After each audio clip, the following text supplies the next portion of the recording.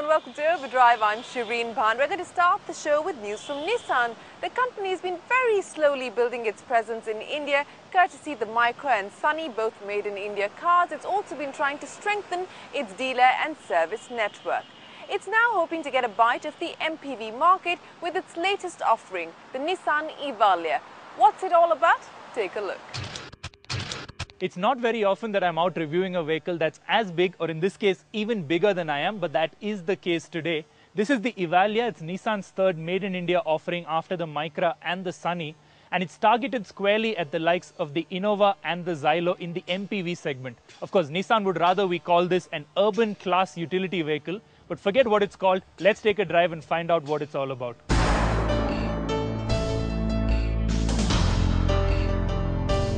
In the looks department, the Evalia is a bit of a mixed bag. The front end is well styled and quite pleasing to look at, with a chrome banded grille and narrow headlamps that swoop backwards and upwards towards the front cab. In fact, if you look at the front half with its large teardrop windows in isolation, it is visible that Nissan's engineers have put a lot of thought into that part of the vehicle.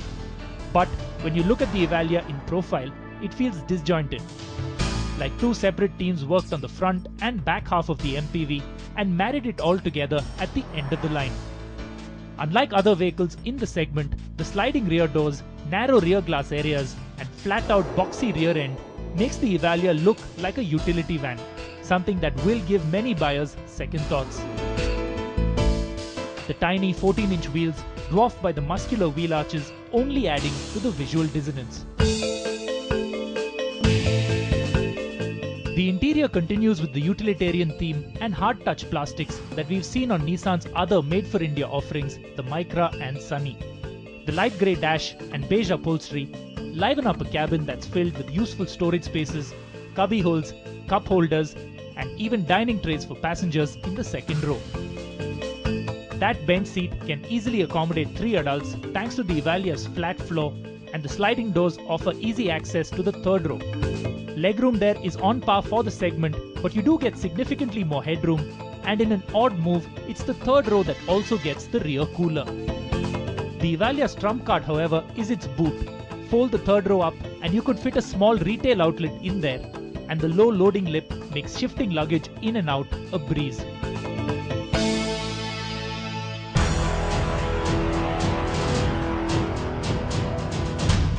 Though it doesn't look it, the Evalia is actually shorter than both the Ertiga and Innova, with an overall length of just 4.4 meters.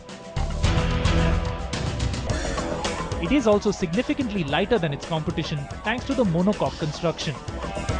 While the Evalia is front-wheel drive, the driving position itself feels more like a van than a car or even other MPVs in the segment.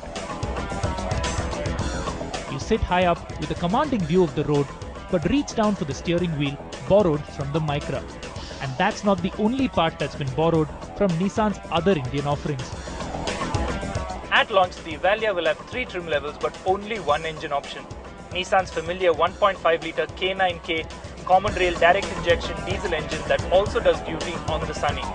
Like in the Sunny, the engine produces 85 horsepower, 200 Newton meters of torque and is mated to a 5-speed manual gearbox. But most importantly, it's been tuned to maximize fuel economy. Thanks to the Evalia's light curb weight, the motor never feels underpowered, pushing the vehicle on at an adequate pace when required, though a lot of engine noise does filter into the cabin as speeds build. The 5-speed gearbox, mounted on the dash to liberate space, feels a bit rough, and the tiny gear knob looks and feels like it belongs in an 800 or Alto rather than such a large vehicle. While its performance is never going to be electric, Nissan claims an ARAI certified mileage of 19.3 km per litre, which is significantly higher than the competition. I've driven the Evalia through a mix of wide, flat highways and tight, twisty mountain roads, and through it all the ride quality has been pretty good. Okay, at high speed it does tend to get a bit unsettled when you go over a few bumps, but overall, passengers, whether they're in the first, second or third row, are going to be pretty comfortable with this car in normal conditions. The Evalia is also quite stable at speed and capable of holding its line around tight and twisty corners despite the skinny 14-inch wheels. Of course, this isn't the kind of vehicle anyone should be pushing hard. So as long as the driver is reasonable with his or her demands, the Evalia will deliver. The feather-light steering and relatively small 4.5-meter turning circle also make this MPV quite easy to maneuver in narrow streets and crowded city roads.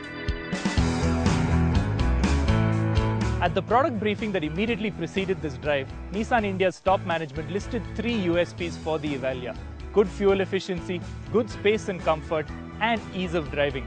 As you've seen, it promises good fuel efficiency and it is quite easy to drive with its light steering and very tight turning circle.